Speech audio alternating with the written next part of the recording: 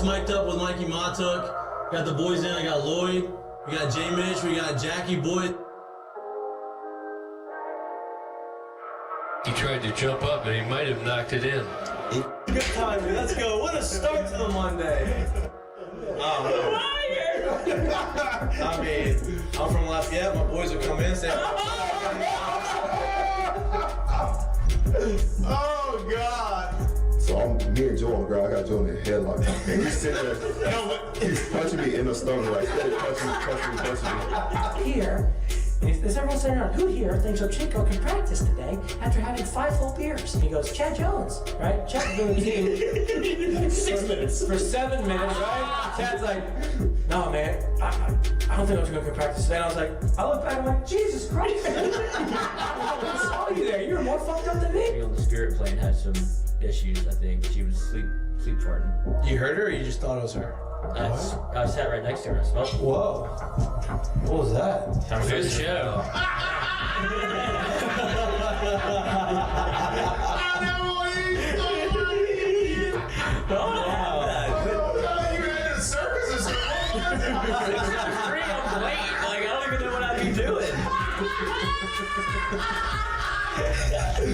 Now, when you do go to spring training, are you going to bring your chinchilla and your turtle? My dad tell you about it? The SEC is, God, they hate fat people. I mean, I get crushed for that. You know what I mean? It's like, come on, man. Hey, just the South, bro. You got a bunch of food down here. Like, they should Players. Look at Lloyd. You know what, Lloyd? You're looking for a recruiting coordinator, coach. I'm here. He's like, I'll piss my pants right now. No way. We're wearing gray pants, long gray pants. He goes, I'll piss my pants right now.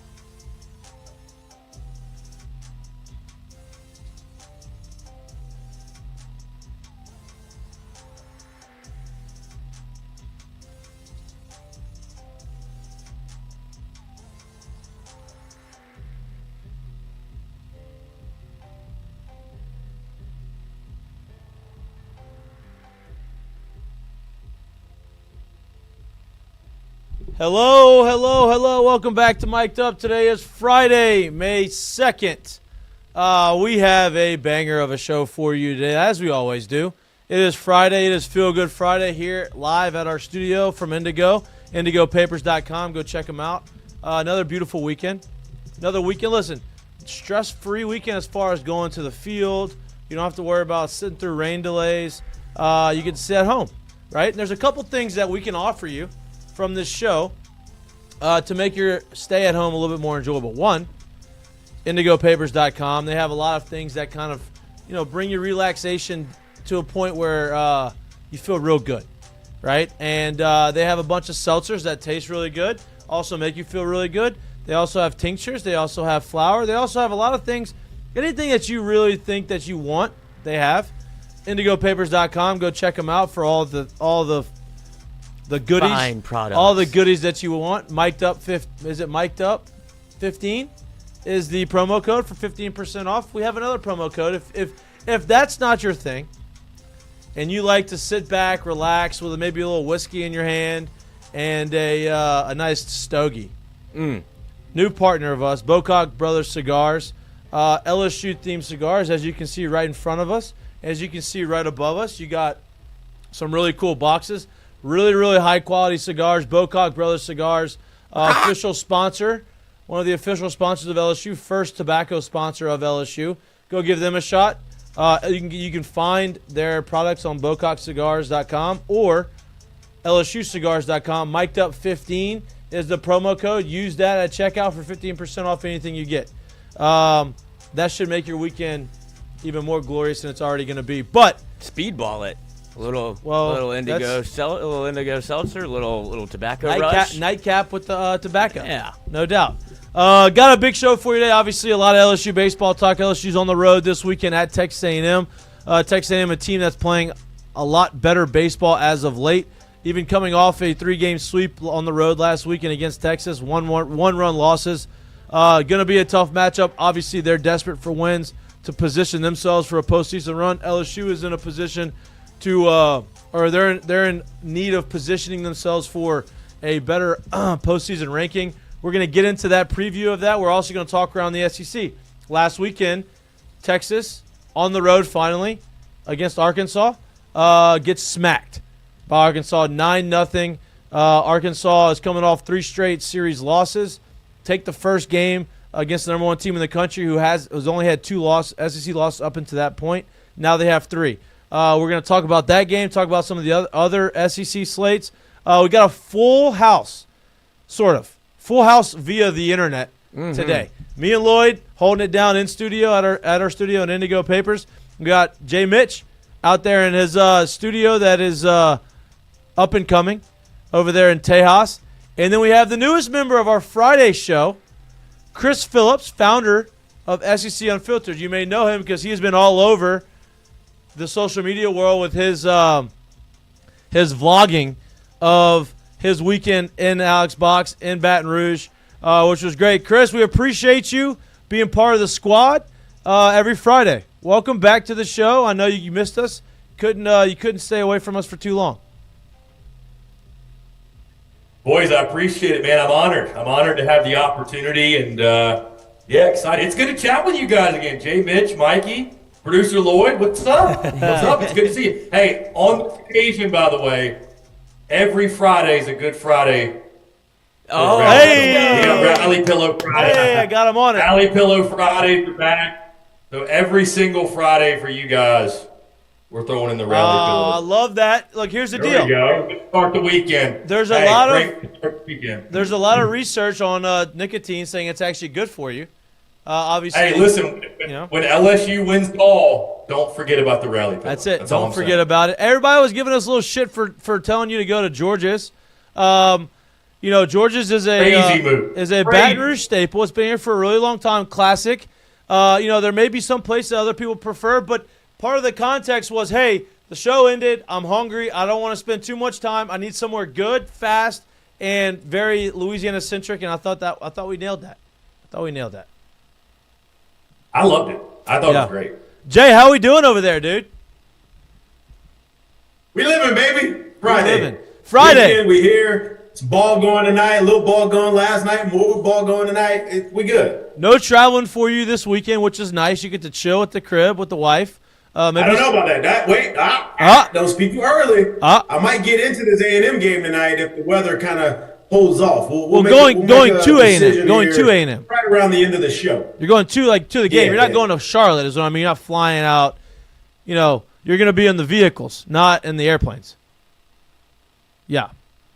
Okay. Yeah. Okay. Road mileage. Well, let's get into it. Let's jump into that. Let's jump into that conversation. Obviously, big weekend for LSU. They're on the road. There's been a lot of conjecture about LSU going on the road against top-tier competition. Obviously, they go on the road first weekend of the series against Texas. They don't win that series. They go on the road against Auburn. They get swept. They did go on the road against Oklahoma and won that series. They're now on the road again against A&M. Desperate teams, always a little bit more dangerous, especially when you're desperate and talented. What are y'all's take on this weekend? What do you want to see from the team? What do you want to see from the guys? Obviously, they've been swinging the bats a little bit better. Obviously, Sunday and Tuesday, both 10-run rule games. I want to give the floor to y'all too, and I want you to go back and forth. Let's talk about what y'all expect to see from this weekend. I want to see LSU match A&M's intensity. I mean, I would fully expect A&M. They know it's do or die. I think you've got to take 2 of 3 if you're Texas A&M realistically to have a shot at the postseason. I mean, all the projections have them in. I'm still not fully sold, guys, that A&M is going to, because of what they've got this closing stretch. I don't know if they're going to be able to do enough, but it starts this weekend for them. So I think LSU matching the intensity both on the mound and the box.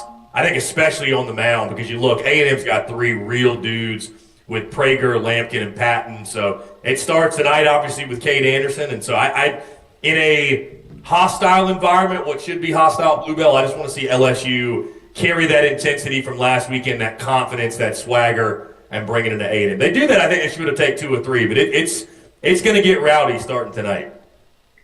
Yeah, so he speaks about intensity. I'm going to speak a little bit about urgency. I think that's where A&M is in this situation. I think that's where they need to be. Look, realistically, we watched the Florida team last year at 13-17 get into the postseason and make a deep-ass run. So I do know that's possible. To get to 13 wins, you're looking at 5 more wins for this A&M team.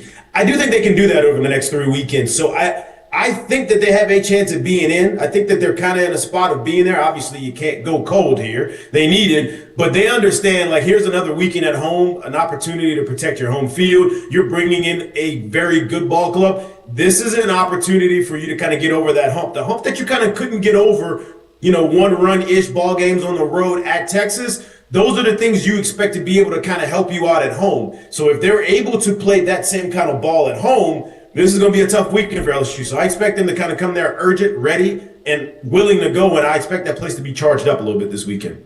And look, as every Friday is in the SEC, it's a premier matchup of top-tier starting pitchers. Kade Anderson, if you've been paying attention to draft projections, he has gone from like the 40th draft prospect all the way to 9.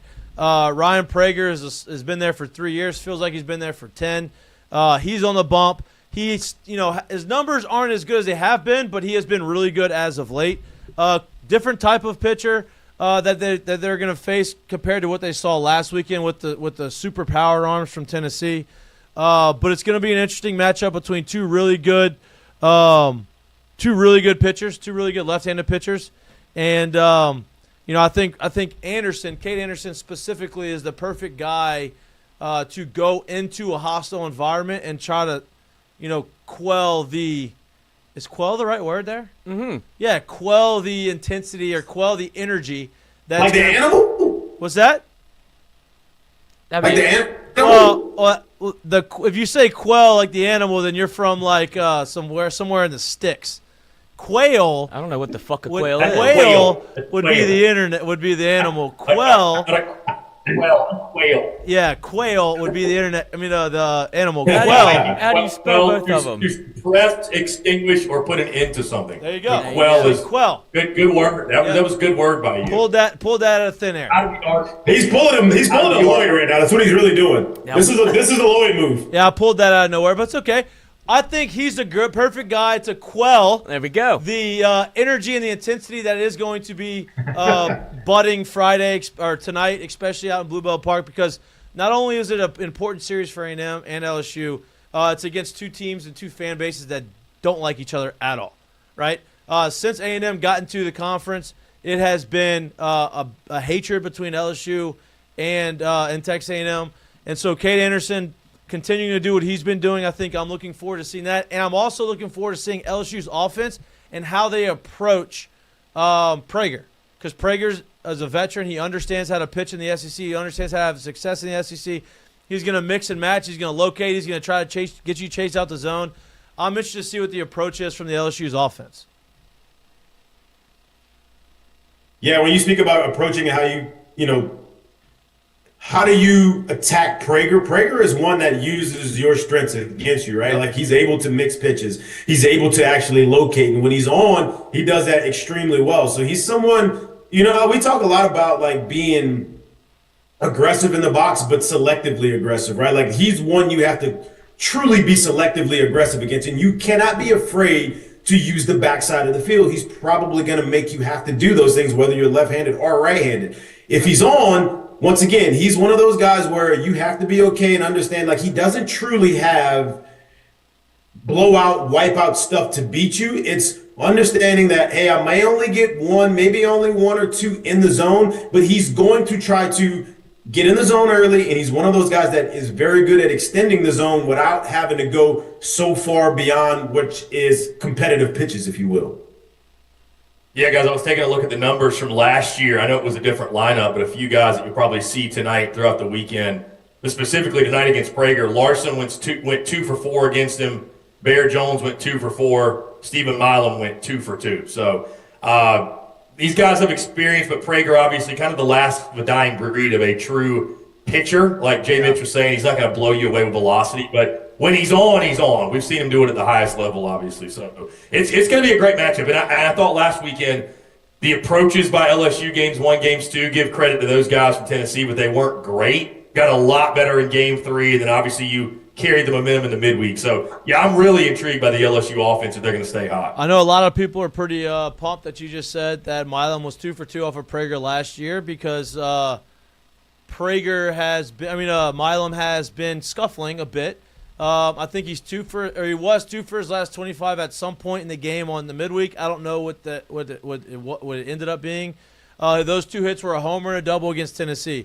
Hopefully this is a good weekend for him to get going and get hot again, because for LSU to make the run that they need to make, he's going to have to be the player that he is, right? And last year, at this point in the season, is when he really started to take off. From here to the end of the postseason, I think he hit like 8 home runs in 12 games or something crazy like that. And so it would be nice. It would be a nice jolt for the LSU team to continue this ascension into the postseason, him getting hot, him getting going. Some people on the Wednesday show, Chris, you'll enjoy this, offered not on the show, it was actually on the thread on the Tiger droppings that Lloyd pulled up. And the first, the thread was, we should bench Stephen Milam and start Jake Brown at third base. I've never seen a left-handed third baseman, and the fact that you said Stephen Milam is probably it goes to the credit how insane LSU fans are sometimes. Yeah, I mean, SEC fans are pretty much all of them are insane, so that's not really like a rarity when it comes to an only an LSU thing. But how about a little Michael Braswell love too? Yeah, what he did last weekend. Let's not let that go under the radar as well. So I'm hoping to see Bradsy get hot. I was going to say too, Mike, you brought up a good point. I think this is a huge weekend for LSU because, boys, we've entered month of May. We have postseason baseball in May. This is when you really want to start, like you said, ascending into the postseason, playing your best baseball. It's all coming together. Guys start getting hot. You start getting hot as a team. So this is a big one this weekend, and for pride, but also just, I think, for momentum. Going into these last couple weekends and SEC tournament, and then obviously hosting postseason baseball at the box. Yeah, and look, the A&M offense came in. It was supposed to be lights out, right? Jace Lavalette got off to a slow start. He's been swinging the bat a lot better as of late. The big difference from now to the beginning of the season is Caden Sorrell being in the lineup. I think he's got 9 home runs in like 18 games or something crazy like that. Him being in the lineup has really solidified their lineup. It has made their lineup better. And so it's tough to say sometimes when one guy on a baseball team really, you can't really say, oh, this guy is this makes a huge difference for the entire team. But it feels like that guy did that. Once he got in the lineup, it felt like it allowed everybody else to relax, and he brought some much needed momentum. And so A&M's offense has been hot, and they've been swinging they've been swinging the bats better as of late, and I think he's a big reason for it. So that's going to be interesting to see how LSU is able to contain him. You got to also remember, too, like we talk about adding him back into the lineup, which has obviously been big for them, but just about as long as he's been missing, you've had someone like Grahovic is missing as well. Right. So you really lost 2 guys, and you were able to kind of get back one of your guys. So I think adding him back into that lineup puts a little more meat into the middle of that lineup, which allows them that you can't mess around with guys like Lavalette. You can't mess around with guys like Kent as much as you could before because there's a little bit more behind it as well now. So I think that's done a lot for their lineup. A lot of those other guys at the top of the lineup have kind of started to roll, and now you're seeing that lineup go a little bit. But you got to remember, they were missing two huge pieces from that team of last year, and now you got one of them back. That's what makes A&M so fascinating too, guys, is they got off to such that horrific start. And, they obviously heated up with the last few weekends. They won, I think, 3 of their last 4 series. Obviously got swept in Austin. But, like, you look at them on paper, and, I mean, they got dudes, man. They got dudes all over the place. I mean, they got a real 1-1 guy in Lavalette. He was off of that slow start. But ever since Kade Sorrell came back, I mean, A&M is – if they end up going on a run and, like, making it to Omaha – this season, and just I thought Michael Early was dead. I thought A&M was dead. After they lost the series to Kentucky at home, I stuck a fork in them. I was like, these guys are cooked. Dude, I don't know why it took getting no-hit run ruled by Tennessee, but since then, and Kade Sorrell coming back, and that next day, they win that doubleheader, and they've been off and running ever since. So, dude, Kade Sorrell's kind of served as the spark plug for that team, and now it looks like they're having fun. They got the whole putter in the dugout, everything, the home run celebration. So, yeah, it's a very different A&M team than if LSU would have saw them a month ago than, what they would have gotten. So they're scary because there's so much unknown with them. Yep. And they have dudes, but, like, what version's going to show up? I also bring this too because I think this is important to understand and why we are speaking of A&M the way we are, even if you look at the numbers and see the numbers. I think we can all sit here and agree, if you think about the 2024 Florida Gators, outside of Jack Caglione, like, look at that roster, look at this roster. Which one do you think could make more of a run, right? That roster made a run at 13-17 in this league. They were pretty much the last team to get into the field of the tournament play. They made that run. So the reason why we speak about this team and where we're speaking about them is because I think the start of the year, I think it was fair to say, pretty much everyone looked around the league and said, one team is playing for 1, the rest of y'all are playing for 2. That team that was playing for 1 started off terribly, and now they've started to get hot. So I don't want to look at them in a vacuum of what their record is right now, but understand they got one of their guys back. They're starting to feel good. Yeah. This is a scary ball club going forward. Let me pose this question to both of y'all. Texas A&M wins this series because what? If we look at the end of the weekend and A&M wins this series, Texas A&M wins this series because X, or LSU wins this series because X. What are the two? What's the big storyline? Looking at the Sunday night, recapping the games on Monday. This is why A&M won. This is why LSU won.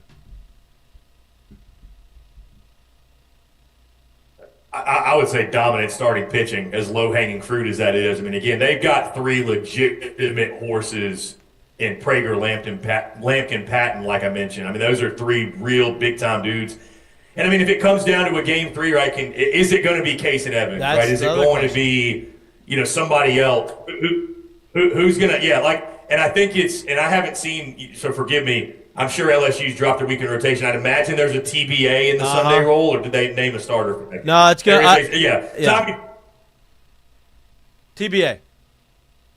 So it is TBA. So I'm curious. So obviously, Jay, leaving the door open, you can use Case and Evans earlier in the weekend. I'm sure they would do that to lock down a game 1 or game 2 win. But, yeah, if A&M takes this at home, I think we're going to look back on Monday and say – all 3 of those guys went out there and shoved. I mean, there's different facets, but it starts with those 3 big guys for them, I think. Yep. I don't want to piggyback on the same thing, but if I had to guess, I would go the 3 names that come to mind for me for A&M to do it this weekend would be Prager, Lampkin, and Lavalette. Like, I think you get Prager and Lampkin. If those 2 – and I'm not saying they have to win these games, but what I'm saying is if you get both of those guys for them to go out and have real quality starts – that you can't get into A&M's bullpen, I think they stand a legitimate chance of winning the series, even if that means they have to bang it out on a Sunday. Yeah. Right? I think on the other side of it, if you're looking at LSU, man, like the lineup truly has to show up. That's the part of, I think, this team that will subdue this crowd a little bit, that'll kind of take that part of it out of it and make it easier. And understand, LSU's pitching staff is real good too. So I'm not going to sit here and say that. But I do think if you can go there and bang early, that kind of takes that crowd out of it a little bit. It kind of bangs the belief out of that team a little bit. And I think you kind of put some doubt in them early and often, and you keep inflicting that on them. So I think LSU side of it, it has to be their offense to truly show up early and often this week. And I think on the A&M side, if you're able to get, obviously those three names, but if you're able to get Prager and Lampkin to have really good starts, whether that is in a win or a loss on either one of them, but I think one of them has to win, obviously. Really good starts out of those guys, they have a really good chance this weekend. Yeah, I mean, Hey, Mitch, to your point, it's so obvious how important game one is, obviously, every single weekend. But I think, too, being on the road, and this, Bluebell's going to be a madhouse tonight, but they burst at the seams and explode as a fan base. And, dude, if you can beat their guy and take game one at their place, it's going to be so demoralizing, I think. And the environment's going to be completely different tomorrow and Sunday.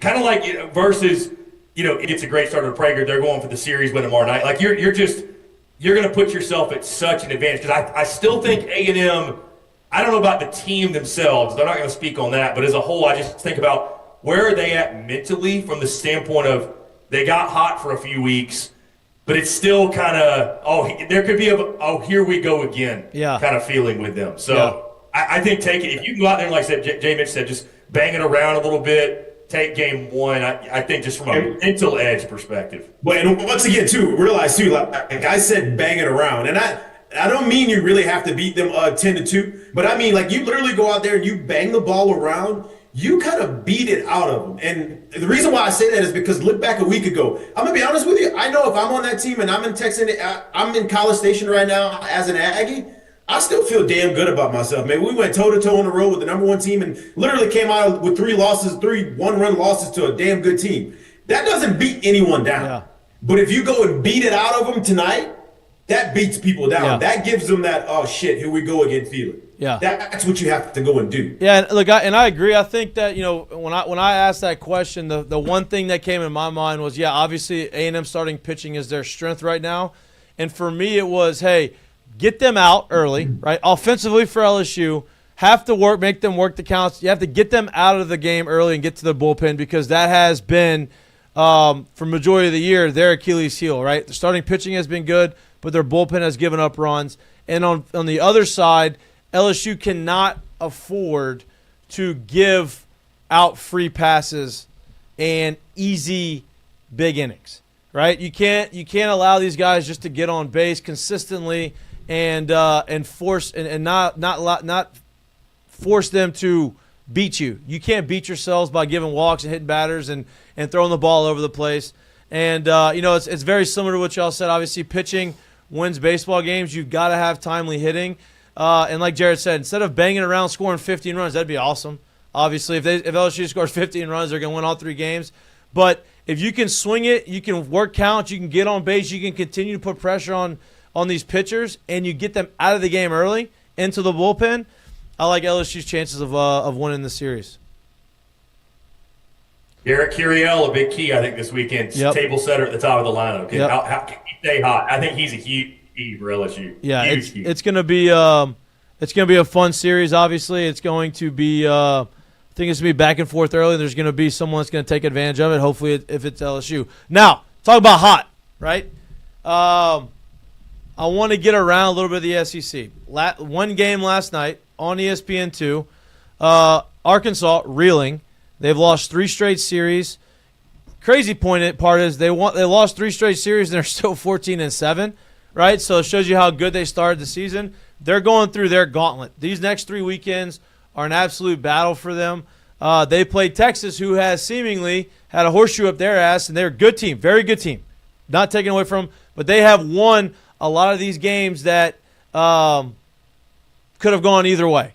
Last night was not a game that could have gone either way. Arkansas came out from the jump, and they jumped all over them, beat them 9-0. And so Texas has their first SEC loss in a minute. And so that's a big series if you're an LSU fan. Can we say the quiet part out loud? Can we say the quiet part out loud? Go ahead. It was the first ranked Texas has played on the road this season. I wasn't going to say it. You said it. I mean, and listen, and I caught some heat from Texas fans earlier in the week from just saying, hey, how can you keep winning one-run games? Like, are you a little worried that you peak too early? Like, is the lull incoming? And, I was called a crazy person. Kyle Peterson says it on the broadcast last night. Love KP. He's like, the law of averages in this game would say Texas is probably due for a weekend where it doesn't all go their way. And I got nothing but love for Texas. But I had Texas people telling me like, no, that's just who we are. Like, oh, the pitchers are just going to pitch. That's just what they do. I'm like, brother, the best in the game get shelled. Yeah. I mean, Paul Skeens gave up 3 bombs in the night. What happened there? I mean, Same inning. The best of the best get hits. I'm like, I promise you a pitcher can go cold or get hit. Sure enough, last night, Rojas got his tits ripped. So, yeah, he did. Hey, he did. Dude, and he tried everything. I've been saying this for a week. I think Arkansas might be the most complete team in the league. I agree. I just top to bottom. How long ago did I say that, Mikey? You said that about 2 months ago, probably. Hey, listen. They are really good. Texas thing for me is this: there's only so much you can say because in my mindset, look, if you're continually winning one-run ball games, to me, that's the mark of a damn good team.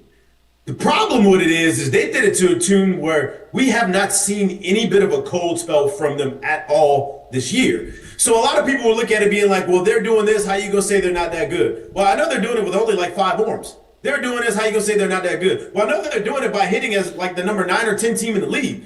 That doesn't usually say number 1 in the league, but they were doing it, so they're obviously a damn good team. The problem was, I was like, just like he said, man, you watch a team like this, and I don't care that they're winning one-run games. My problem is you can't keep doing this all year. It just doesn't happen in baseball. It don't happen in travel ball for kids. It don't happen in college ball. It don't happen in pro ball. Every baseball season presents a cold spell.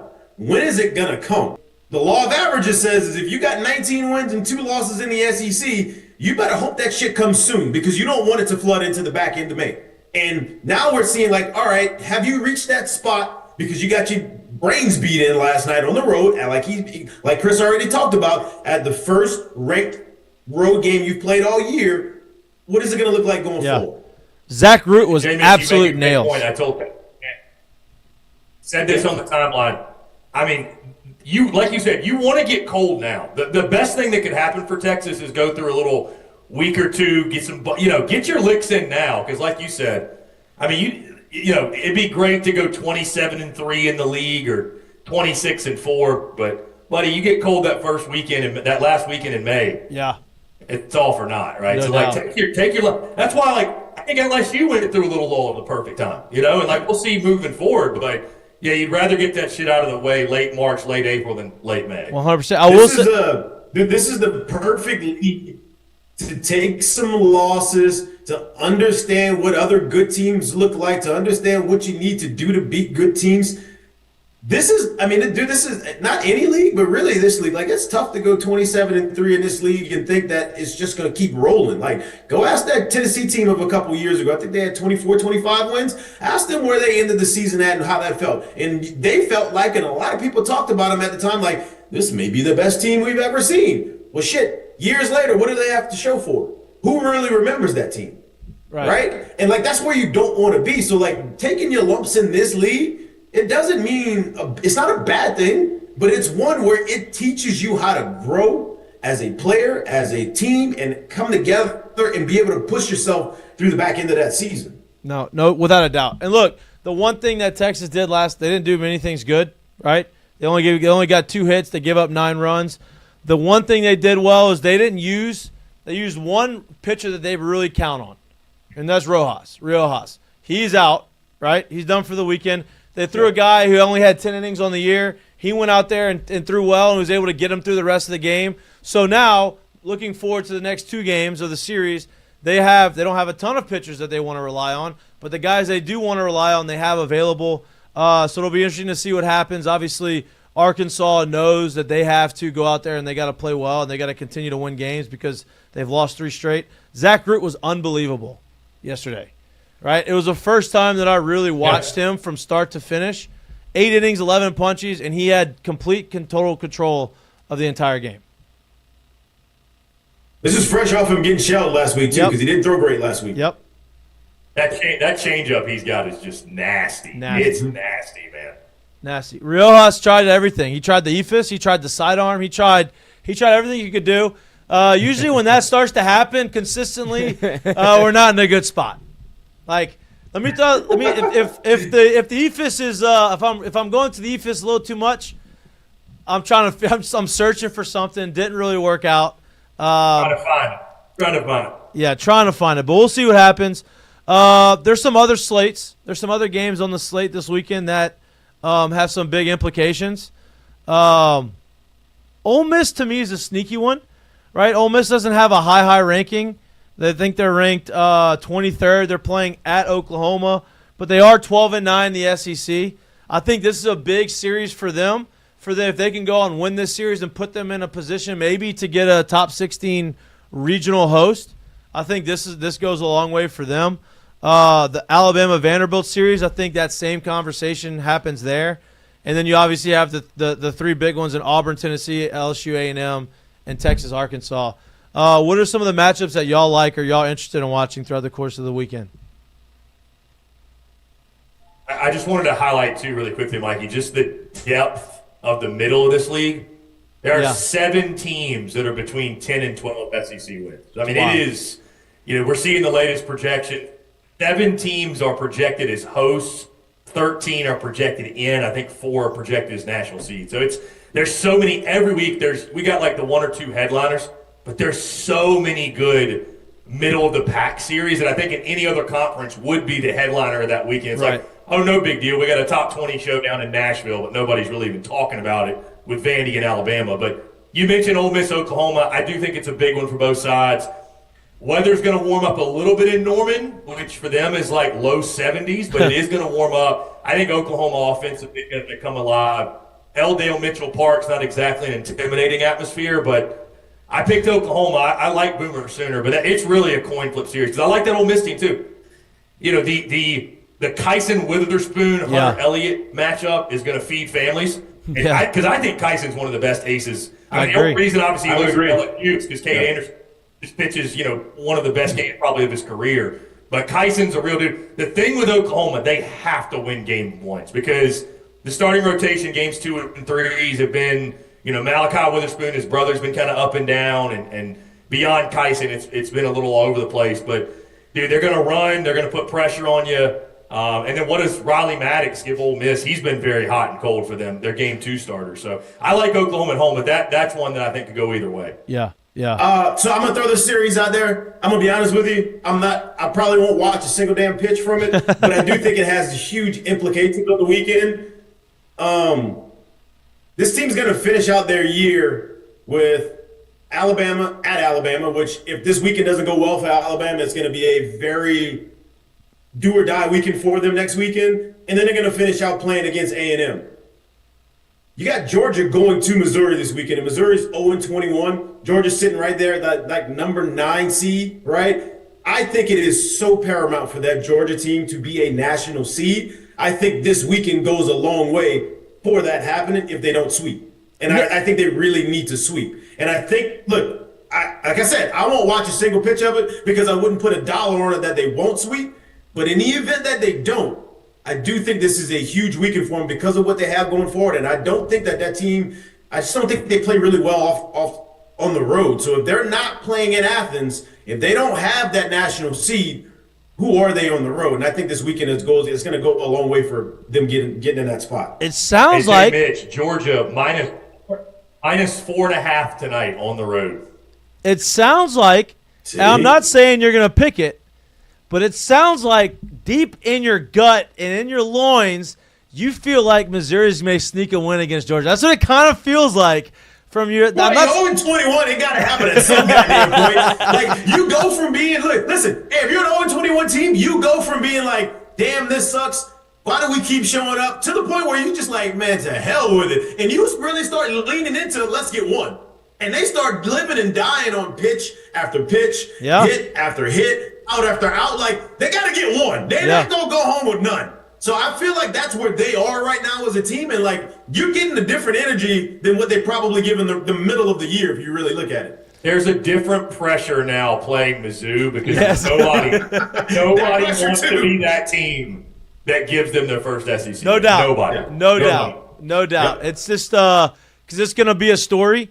Probably shouldn't be as big of a story as it's going to be. But whoever loses against Missouri, because it's probably going to be a team right there in the contention to hosting or making the postseason or whatever it is. South Carolina. They're not gonna love that. It's not gonna be a good storyline for them.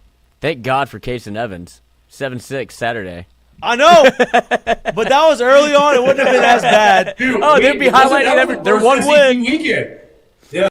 We didn't know them as the Missouri that they are today. Yeah, I mean, I thought, man, dude, I had LSU people tell me, like, man, they can really swing it. Like, this team's – and I'm like, said it.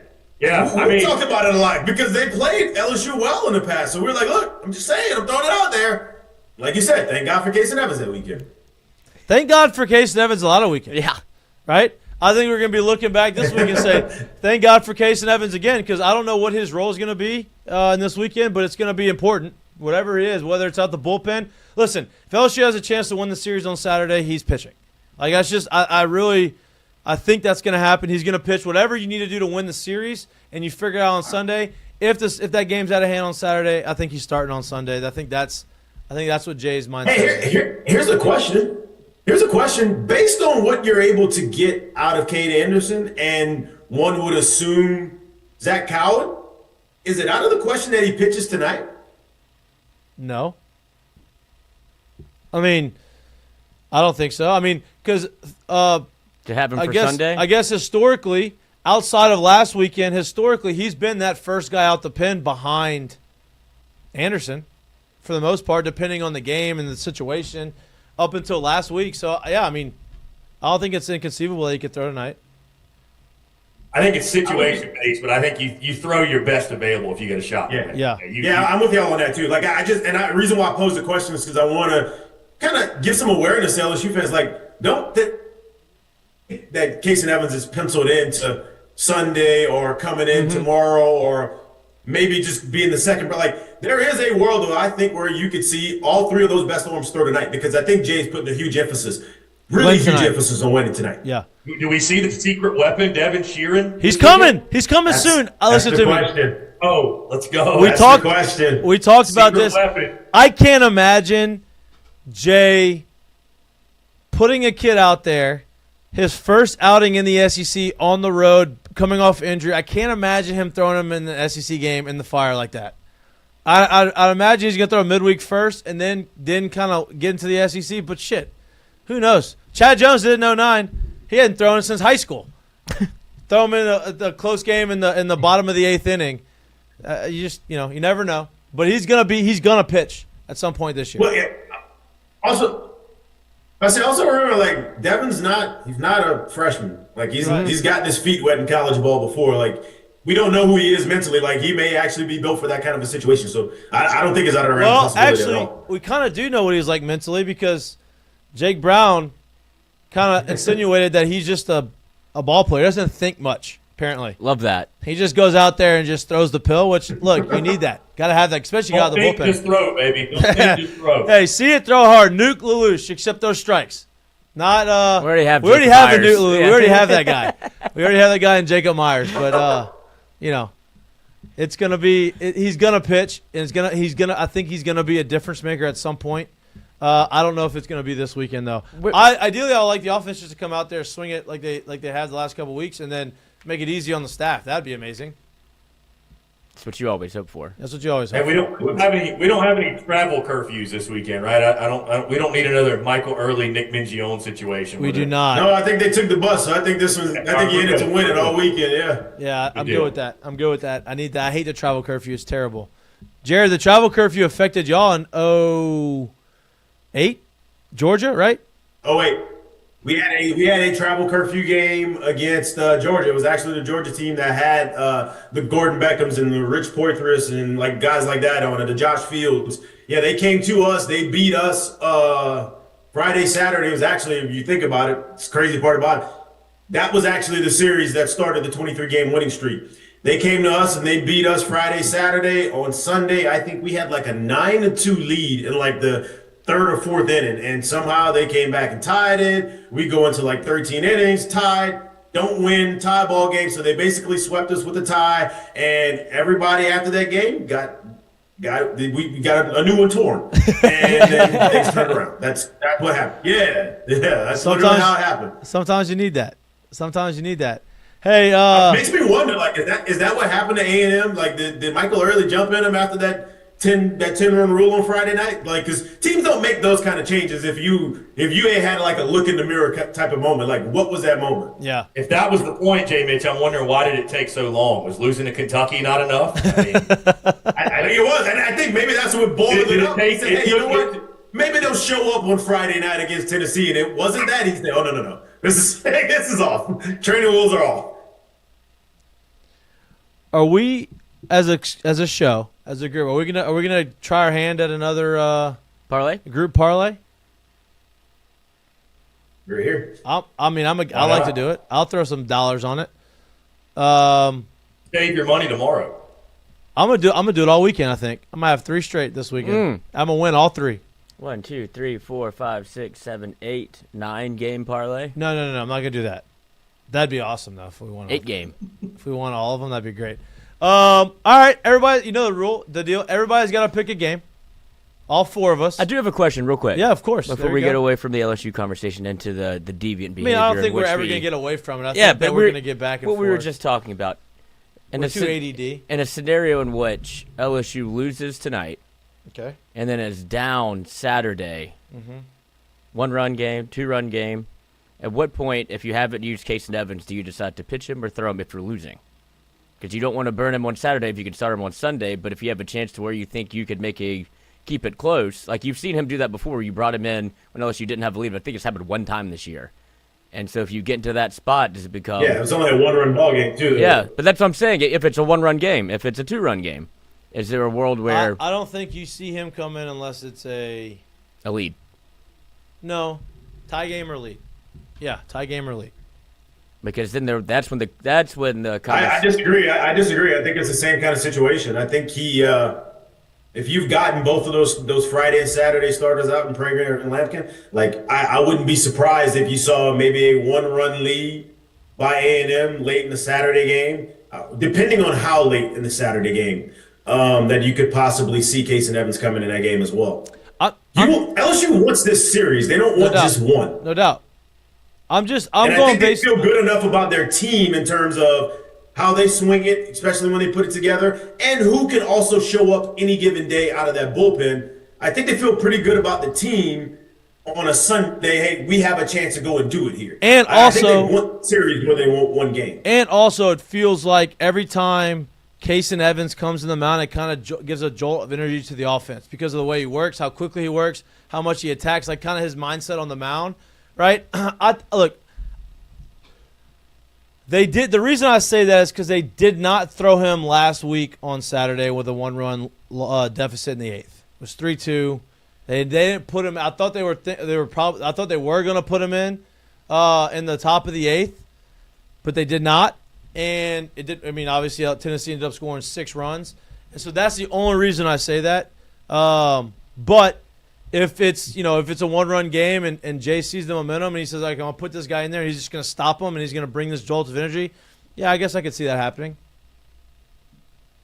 But that's also why I said depending on how late, because I do think right now they're at a point where he's stretched out enough to where even if he had 2 quote-unquote bad and or long innings and he comes in the 8th, you're realistically looking at 50 to 60 pitches. You're burning him at that point. I do think 6th, 7th, if you're in that 1-run spot and you're losing on a Saturday, that's a good enough time to where you got ample use out of him through the entirety of the rest of the game if he's not able to go again the next day, which at that point he probably wouldn't be. So I think you don't want to go 1-run game, 8th, He goes out and has 2 bad innings. Let's say it is like just throwing it out there, and now he's throwing 50 pitches, and you don't get anything out of him on Sunday as well. I think that's a bad spot. I think in a 6th inning, maybe somewhere into the 5th inning, maybe with 4 1/3. Those are spots where I think you could possibly see him at on a Saturday if you've lost Friday and you're down by 1 on Saturday. Yeah. Chris, what do you think? Yeah, I mean, I think, again, like I said, I think you throw your best available. So I agree with you, Ty. Even if you're down 1, I mean, you got to hold the line and trust that your offense is going to bang it around a little bit and give you a chance to win. So, especially if you lose game 1, it's all hands on deck Saturday. I mean, you figure out Sunday on Sunday. Yep, no doubt. No doubt. I don't think for some. Yeah, I mean, we're kind of taking more of the postseason mindset now, where it's, every day is its own day, and we're going to do everything we can to win this ball game today, and we'll worry about tomorrow.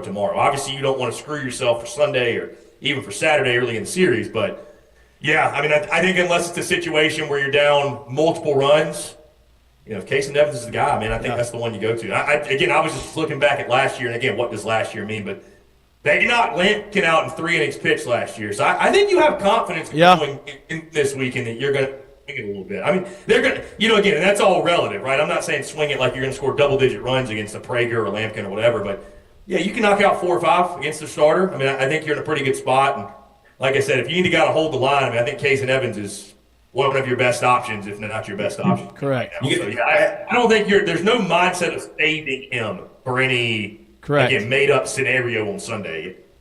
I think you got to remember this, too. Like, I think you made a great point in terms of this is the positioning time of the year. And what I do mean by that is if you go on a road as the number 2 team in the country and you lose the series or, God forbid, you get swept, you did that at a unranked team. This number 2 ranked LSU team, at that point, you would be putting yourself in that 7, 8, 9 spot, if not worse, depending on how those games look, right? And at that point, to date, you will have dropped out of a national seed spot. That's not where you want to be. So winning this series is huge for LSU, just as much as it's huge for Texas A&M. I mean, we saw the box last weekend, guys, and I've heard that postseason baseball at Alex Box, there's just nothing like it. So, I mean, there's so much on the line this weekend. Obviously, it's the time of year where that's the truth for everybody. But, I mean, you talk about there's pride, there's a national seed on the line, there's momentum. I mean, you name it. There's an opportunity possibly that LSU, they take this series, and if Arkansas continues to win, good chance LSU's the number 1 team in the country come Monday. Yep. There's the regular season SEC title race. I know those things don't matter probably quite as much, especially to Jay and that team, because it's like, hey, it is what it is. I mean, the 2023 team that won it all finished, I think, 4th in the league. So it's not like it's the end-all, be-all. But there's a lot on the line. And I think from a pride, a momentum perspective, taking this one on the road, because, again, as good as A&M was over the last few weeks, I mean, not to, poke holes in them, but there were a couple doubleheader scenarios. They got Arkansas on a doubleheader, kind of a weird schedule. They got Tennessee doubleheader, kind of a weird deal. We know doubleheaders can get funky. So let's see. I'm still on the fence with A&M if this is going to be a for real team that makes a run to the postseason. LSU, it's going to be interesting to see it this weekend. The box took it out of you, huh? You stayed at home this weekend, no traveling to any of the dude, series. I'm still recovering from the box. No, dude, it was. Actually, I am going home tomorrow. So my brother just got home from the Army. Oh, nice! After 4 years in Alaska. Awesome. So, what are we doing in Alaska that you need the Army? Top secret? Yeah, dude, that's just where they put him. I mean, that's just where they put him. I mean, nothing crazy. That's just where he was. He was in Anchorage. So, but he's home. We're going to celebrate him tomorrow. Nice. And yeah, I mean, the LSU trip for me was the last regular season trip. I thought, because there's no need to travel every single week for regular season baseball, but we will be there in Hoover for the SEC tournament, and then obviously Omaha. So, but the LSU one, I was like, hey, I could go on 2 or 3 smaller trips, or I could really go out with a bang and do it right in BR, and I think we did it right. I think you did it right. We're happy to have you. All right, Picks. Let's throw them out there. Everybody pick a team. Pick a game for the night so my degenerate self can get my fix and I can get my bets in. You want the first pick, Jay Mitch, or you want me to go? Yeah, I'll take it. Yeah, because I got one I like. It didn't take me long to find this one at all, but now I'm taking a while to bring it back up. We got Auburn going to Tennessee. Damn it! Auburn getting 2.5. Yeah, I like this one for that team, man. You like Auburn? Home. No. Oh. I was about to say, I don't like Auburn. No, indeed not. Okay. I like Tennessee in this situation against Auburn at home. Obviously, giving up 2.5, I believe it is. Yeah. So are you gonna go? Yep. Are you going money line? Or are you going? No, I'm going. 2.5. I'm not going. Yeah, give me the money line. Yeah. So hell no. I mean, the money line's easy. The money line part of it's easy. I want the runs. I want the actual spread. Tennessee's going by 3. And all right. Liam Doyle against Sam Dutton's going to be cinema. Yeah. Yeah. All right, I like that. I'm on that. Dutton won for underrated arm. Dutton's what? That's mine. So I took Chris's, but now Chris has to take a different one. All right, I'm gonna go a little bit off the radar here. Give me Mississippi State. Hey. I think the boys are fired. There's a new loose energy. We're not playing to save somebody's job. We can just kind of, I know it was the midweek. They go out and score 18 runs against Memphis, though. Run rule victory. Give me State against Kentucky. Okay. To get it done tonight. The dude is going to be popping tonight. All those State fans are like, it's like a breath of fresh air for them, a new beginning. I know we all have our opinions on the timing of the firing of Lamonis or whatever, but I think that team's going to play loose. I think Pico Khan will spin a gem in front of the home crowd. I mean, heck, man, you want it money line? Sure, they're minus 170. I think minus 1.5. I'm riding it with you. I'm riding that with you. I like State, man. Dude, hey, by the way, it is Super Bulldog weekend in Starkville. It's going to be Stark Vegas this weekend. Stark Vegas. I like that. All right, I'm going to pick one before Lloyd picks mine because y'all have taken two of mine. So it's like the interim coach theory, like for football.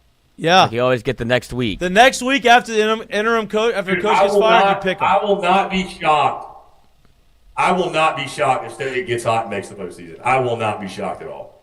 Wow. Will not be shocked. What a story that would be. I'm going to take Florida minus 1.5 at South Carolina. Coward. I mean, it's only minus 1.5? Yeah. Yeah, and Florida needs every single win they could possibly get. I have Paul on to speaker. Get to go. Listen, I'm sorry, Coach. I'm sorry. I love you. I know you're battling right now, and I know it's been a grind. Mikey, we didn't know the SEC was this hard. Tough. And I want. Yeah. We didn't know. Paul didn't know the SEC was this tough. Yeah. Well, you know what? That's maybe a little too candid sometimes. Yeah, he probably shouldn't have said that. Probably should have kept that one to himself. You boys are good. What did I miss? Yeah, 2 years, long time in SEC. A little different when you're not at LSU. Yeah. Listen, I love you, Coach. I want you to do well. I'm taking Florida minus 1.5 this game. Shove it up your ass. Liam Peterson is going to eat that lineup up without Ethan Petrie. Yep. I mean, and they might not have Nathan Hall, who's their other leading hitter, South Carolina, that is. He's going to eat them alive. Yeah. Yep. All right. Tough sled. Lloyd, pressure's on you. I don't want to go homer and pick LSU, but I will. How do y'all feel that LSU's a minus 1.5 favorite on the road tonight? Now, a far cry from what it was last week, is it not? The Friday night, LSU catching a 1.5 against Tennessee after they got run ruled by Northwestern State. Now they win a series against Tennessee, run rule a team in the midweek. Let's flip it around. LSU minus 1.5. So is that you taking that? How about Vegas, by the way? Let's give a little shout to Vegas for putting LSU at that minus 1.5, and they end up covering. Mm-hmm. Imagine having that Tennessee ticket on that Friday night. I mean, come on. Yeah, and then it was the over-under, and we said, no doubt going to be under 10, and then it was like 9. Nothing, and then it got 9 after the 3-run walk-off. I'm like, damn, that got a lot closer than people thought. Yeah. All right, so what are you going to do? You're going to take the LSU game? You're going to go Alabama Vandy? What kind of podcast would we be if we didn't put LSU on the ticket? I'm with you. So LSU minus 1.5. Plus Kade 100. Anderson. That's going to help the odds. Yeah, because Oh, I like the odds. I sneak. If you want to help the odds, Mikey, I'm not going to lie. I sneaky. I like Texas plus 130. I think they're going to bounce back tonight. I picked Arkansas to win the series, but I gotta think Texas bounces back tonight. Yeah, I agree with you there. Okay, but look, I mean, the odds right now plus 1259 with the 4 that we threw in there. What's Missouri money line? I don't even know if Missouri's in there. They haven't been putting them on there. They haven't been putting Missouri available. So if they win tonight, they'll Don't be do on that that. ticket tomorrow. Earn your right to be on the board in Vegas. Hey, don't do that. I'm taking over-under's 13.5 in that game. Yeah, I'm taking this parlay that we said, and then I'm going to take Texas on its own. I think that's what I'm going to do. Love it. Hey, this is via Lloyd. To answer your question, this is via our friends at FanDuel. It depends on the book you use. Mizzou is plus 1060 money line.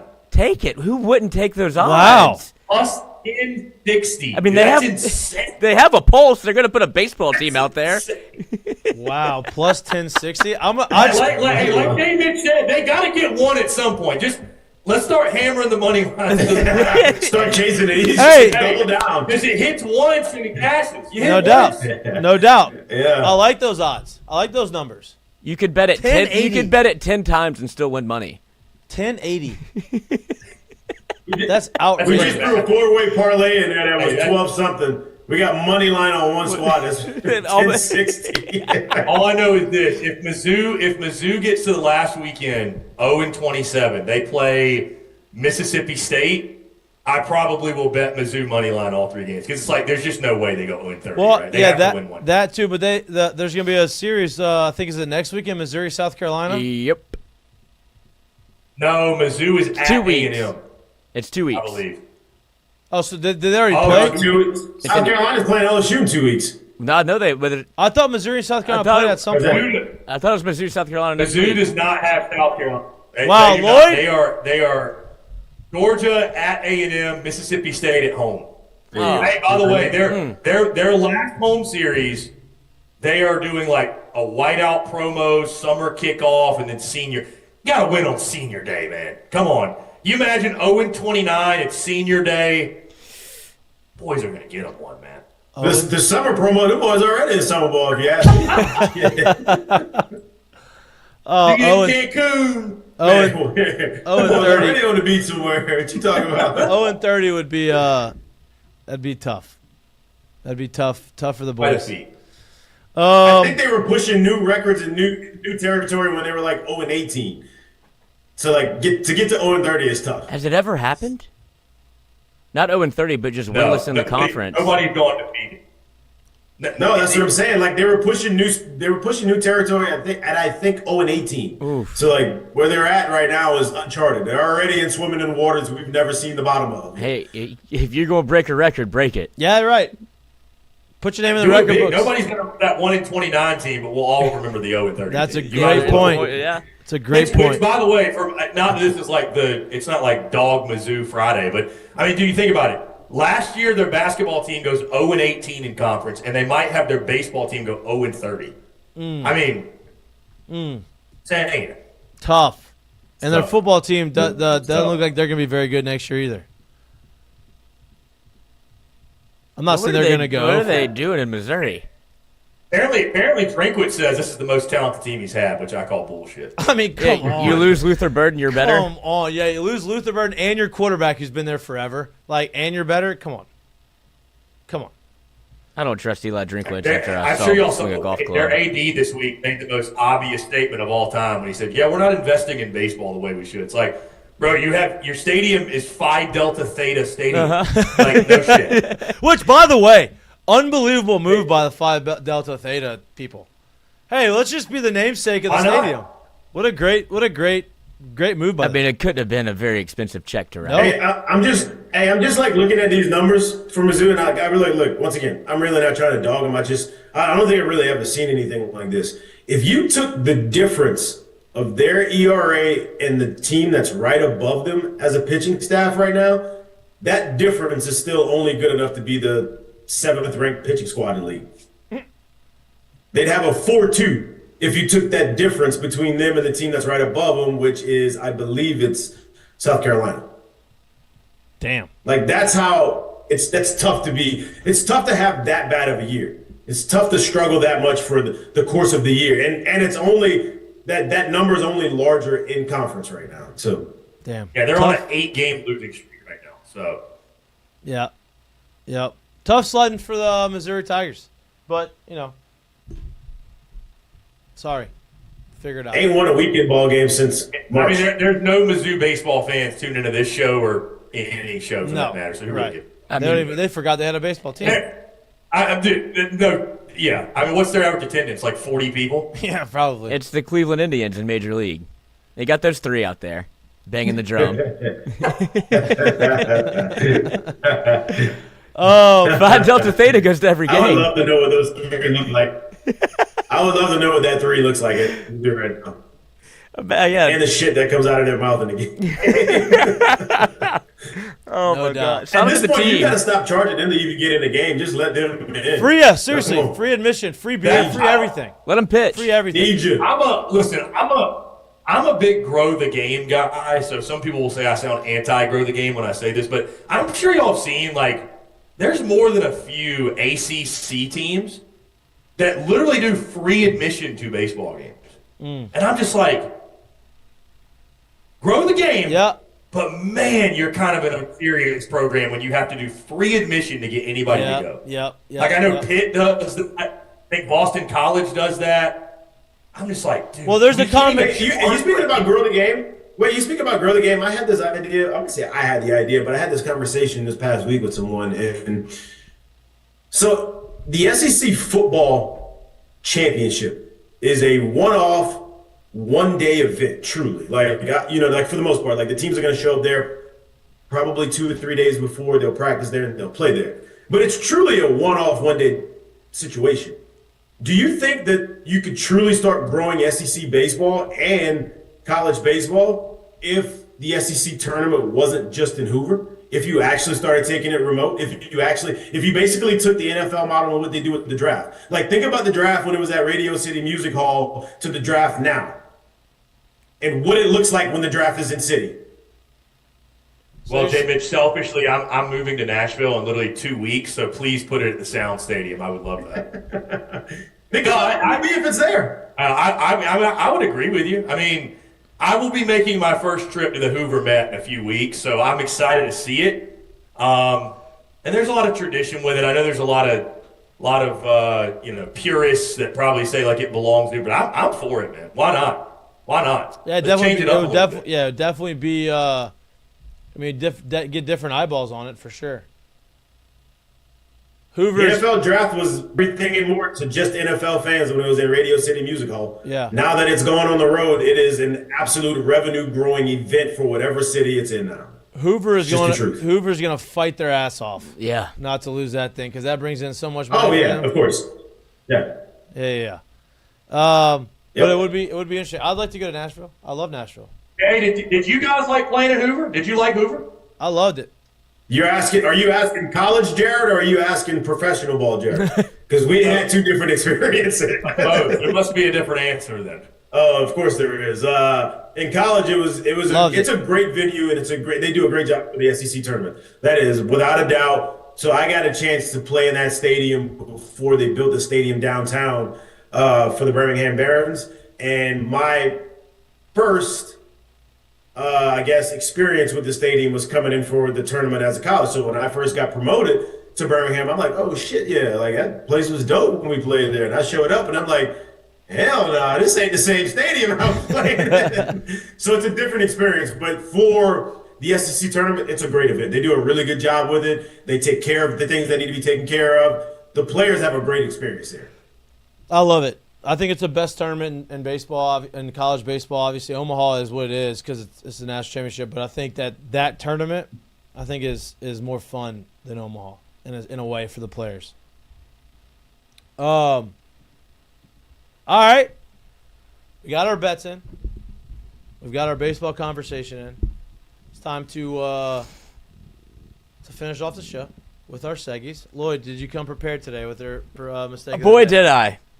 Oh, boy. I'm nervous now. You should be. Oh, There God. was a mistake of the day that, to make up for last week, thank God, the internet giveth, the internet taketh away. There was some would say a car wreck. I knew you were going to get that. Rear-ended, maybe, but never sleep on. If you think that Louisiana has some trash or the South has some trash, never doubt Delco up in Philadelphia, because a woman had a certain reaction to a car wreck and decided to. Let's see. There's multiple ways to handle the situation. She took a big shit on her car. Wow. So a little dispute. A little runny. Just to have that thing locked and loaded. This can't be real life. That's real life. That's unbelievable. That just cannot be real life. She had that thing He's locked very PC, and man. loaded, and what a superpower to have. If you had to say where is that person from, I would say Florida, but it's not. No, Delco, and unfortunately, And she got arrested. suspect has been apprehended. They Free her. Can't poop on cars. Well, she said she was being threatened by the other woman, and she said, "Please don't hit Then me." she said it was clean. Didn't even have to wipe. Yeah, good for her. What else could be in there? I don't think that you're prepared to wipe at that point. I think that you don't. If you're keeping wipes in your car for that moment, you're a psycho. You're a serial shitter. Yep. But free her. Mistake of the day. That's tough. Serial shitter. We had this happen in high school. On command. On command. On command. God. There's a kid Throw away the fucking key. Jesus Christ. She doesn't need a toilet. That's fucking terrible. All right, let's get some good curtain calls. I have a curtain call as well, and a little bit late, but leave it to Tiger Woods. Probably busy with his life and everything in general. But Rory McIlroy finally got the text from Tiger Woods. Here he is telling the story about. Oh, mine got deleted. Oh well. Well, Okay. here we go. I got it. You can recap it. When producing goes wrong. Now I have it. Mikey put 2. No, I think that I copied yours twice. I'll put 2 in there. Oh, yeah. Same guy. I think Malik got eaten. Okay. Anyway, here is Rory McIlroy recapping his Masters win and a 30-second statement with one Jimmy Fallon. Yeah, we've done bits together. We have. With Tiger. What did he say to you? He's on the list with you. You're He on said, the welcome to the club, kid. Which was just so cool. There's, as you said, 6 people ever have achieved the career Grand Slam in golf. Right. There's only four of us are living. Gary Player's 90 years old. Jack's 80, 86. And then Tiger and then myself. So it's a really cool, yeah. rarefied air, man. Yeah, really cool to be a part of. Welcome to the club, kid. Man, you don't have to say a ton of words when you're Tiger. Goes a long way. Yep. Even for Rory. Even for Rory. Jay, you got one? Yeah, I got one, and it is baseball season, and it isn't being talked about enough, and I wish this would get way more national burn than it does, because as it stands today, Aaron Judge leads Major League Baseball with a 427 batting average through – oh, you were going to say that? I said that before the show started, but go ahead. He was I didn't even get – I don't have the docs. So, No, I said it it's is what okay. it is. Keep going. Joint curtain call. Keep going. Well, joint curtain call. There you go. You do 427 batting average this season. Through 15 of 31 games, so roughly a month of the season, he's recorded 2 hits in 15 of those games. If you're wondering how high 427 is at this point, it's 71 points higher than anyone else in baseball right now. And I have seen a stat that over like his last 150 games, he's got like 30 more RBIs than that like 70 homer season that Bonds put up, and like maybe 60 or like right under the amount of homers. So like that's who Aaron Judge is right now. That's what we're watching go That on was right my now. There you go. There's Mikey's stat. Look at you. I had both on there. Yeah, that's what I said. He leads in every single offensive category in all of baseball.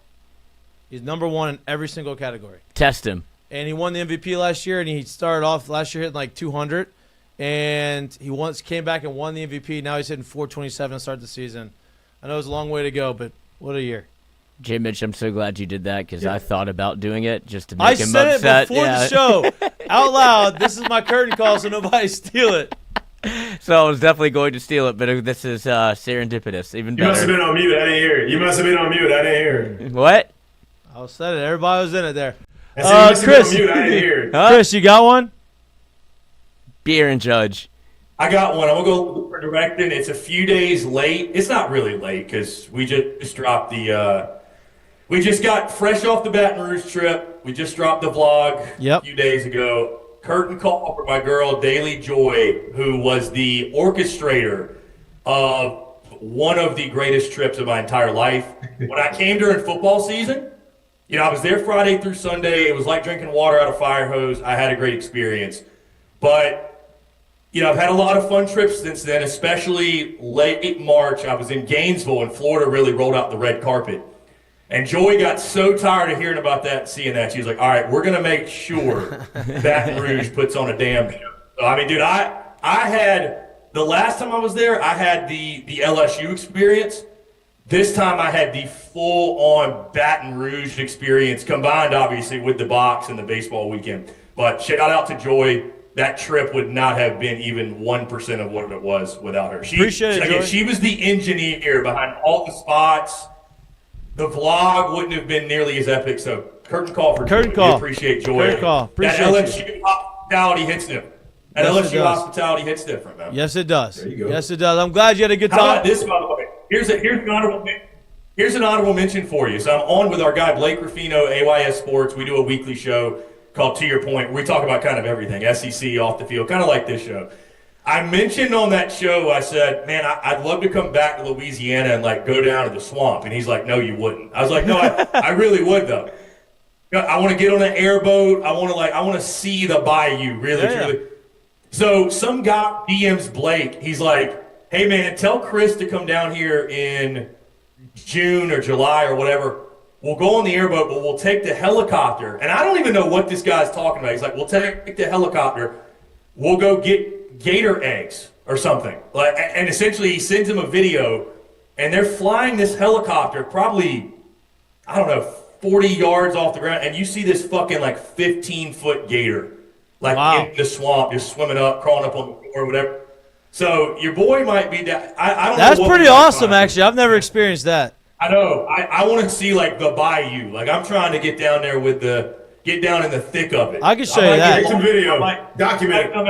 I might come out talking a little bit different. I don't know. I don't know what might happen, but Hey, I'm excited for that for you. I think that's an experience in itself, no doubt. That is Baton Rouge LSU experience and the Bayou experience, not the same. I'm 2 for 2. I'm 2 for 2 in Bayou experiences with the Ole Miss game and the Tennessee weekend series. So I got to pick the football game I come to very, very carefully because we got to keep stacking these dubs. Yes, you do. You do. There you go. I love it. And look, if you do come to Bayou, you South come into the Carolina. Bayou and see it. Let me know. Let me know. All right. Great Friday. Another great Friday show. Looking forward to having many more Fridays with you, my friend. Big weekend, obviously, in the SEC for a bunch of different teams. Big weekend for LSU. Big weekend for Texas and Arkansas. Enjoy watching the games. Enjoy the slate of games. Enjoy some Bocock Brothers cigars if you want it. Mik'd Up 15 on LSUcigars.com or some seltzers from IndigoPapers.com. Whatever fancies you, try it. We appreciate the love and support. Please like and subscribe to our YouTube channel. If you can't watch us but you like listening to us, anywhere you get your pods, we'll be back. Well, maybe. Lloyd's going to London on Saturday. Right. From Saturday to Saturday. So we are now in the process of looking for a pinch hitter for the our production. Working on it. Supposed to get a couple. Lloyd's supposed to help us fill his shoes. And we'll find out. But if that, we'll let you know. But we're supposed to be live on Monday from 6 to 8 p.m. And recapping all of the weekend shenanigans. So appreciate y'all. We love y'all. Thanks for the support. Chris, thanks again. Jay Mitch, you're the best. Appreciate y'all. See y'all next week. Love y'all. Enjoy the weekends. Peace. Yeah. Yay! Hey! Fireworks! That was a good one. Good show. Good show. Like that.